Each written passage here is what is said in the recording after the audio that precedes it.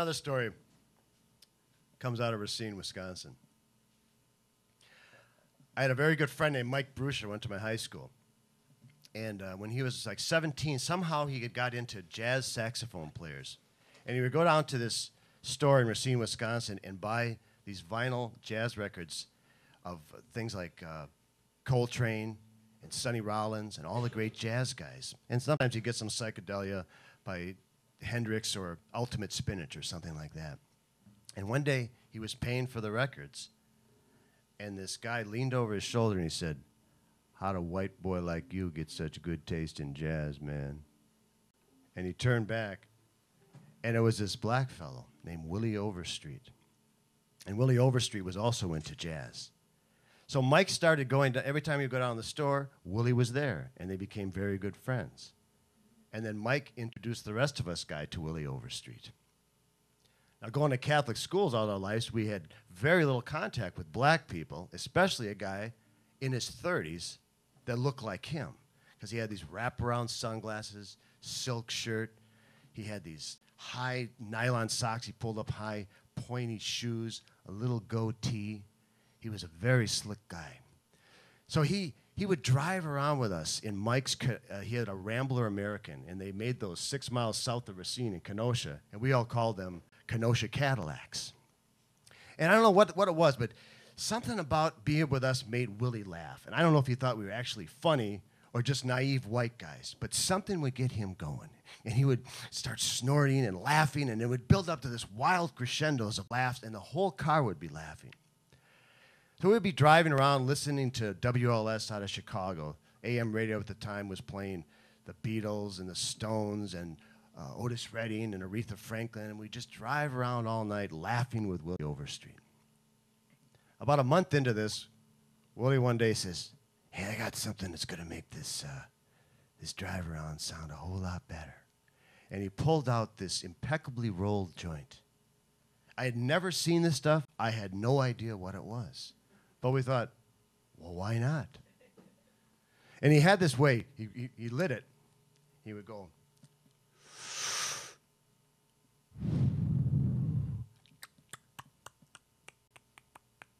just like that. Every time he would do it like that. So then we would try to imitate the same way. We would go, "Willie, watch this." And he would say, he would rate our attempts. He said, "That's good. That's terrible, man. You can't bring that in the car like that." So this went on for another couple of months during the summer. And one hot August day, we went to the Clark gas station. There was Willie and 3 of my friends in the car. And on the other side came this convertible. 3 young black guys, top down, guy in the back seat in this silk dashiki. And they looked over at our car, and the guy in the back pointed at Willie and says, "Hey, man, what you doing with those grays?" And we had never heard the phrase, but we knew he meant us. And we just kept staring straight ahead. We didn't want to have anything to do with this. Willie tapped me on the shoulder. He says, "Excuse me, my man, can I exit for a second?" And he got out, stretched a little bit, looked at the guy over in the convertible, walked over to the gas pump, rang it up, walked very slowly over to the convertible, lit his lighter, and put the gas right over the guy's head with his hand right on the handle. And he said, "What were you saying about those grays, man?" And this guy looked up frozen. He said, "Hey, nothing, man. What you gonna do? You gonna blow the whole world up? What you doing? Can't you take a joke? A joke? You see anybody laughing around here? You see anybody laughing now? Hey, man, wait. I'm sorry. That was just the word I was looking for. Thank you." He put his lighter in his pocket. Convertible pulled out. Willie went over, put the gas pump back. He went over to get a pack of cigarettes.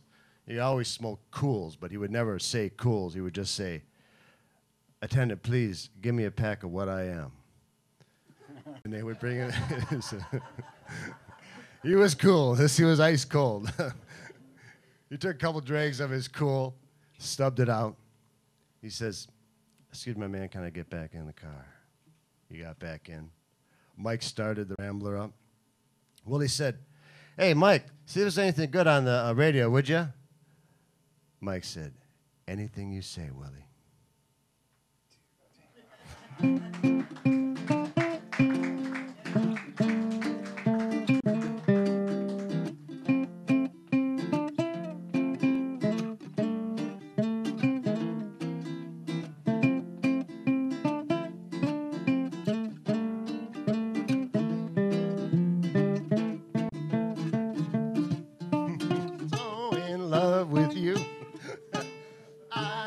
Love you more today and yesterday, but not as much as tomorrow.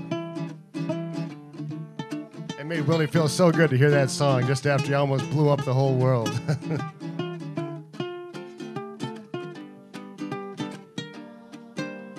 Roll.